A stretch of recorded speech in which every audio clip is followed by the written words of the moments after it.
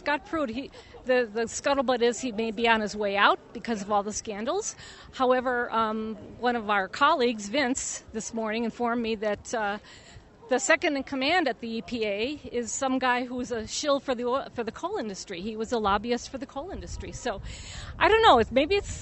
I don't know to what extent it would be like going from the frying pan into the fire, or if it just serves some weird purpose to keep things stirred up. I don't know. Sometimes that can work for us.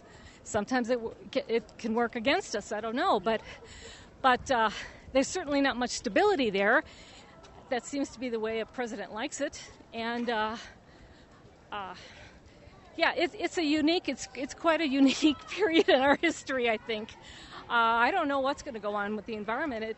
It may be that they're so distracted with other things that they just don't pay much attention. And like I said, that could be good or bad, depending on what it is.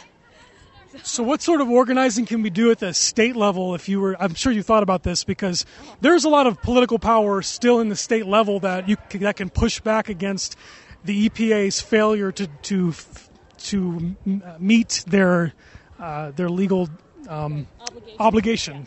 Thank you. What can happen at the state level? Yeah, well, there are state lands, of course, and we do have a governor that I think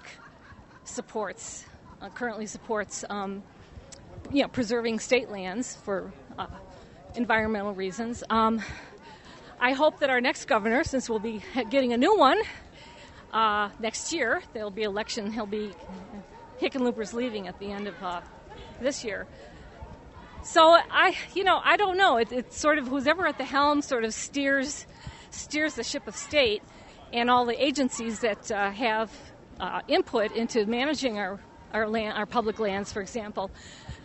I think the states are probably where a lot of activism is going to have to be for the next few years. I think we've really got to start looking at state and local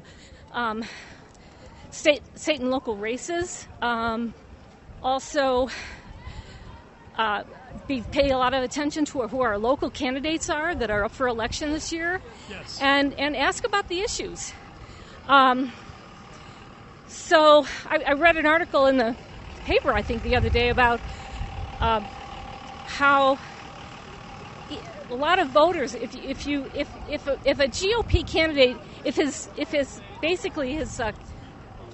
platform is, well, I'm not Trump, that doesn't have a whole lot of effect. But if you can come up, or even a Democrat, if your platform is just opposing Trump, that's not good enough. You have to have something that people are going to vote for, and have good ideas, good proposals for new policies. That's really what's going to make things a successful candidate, I think, in these next races. Not just saying I oppose Trump.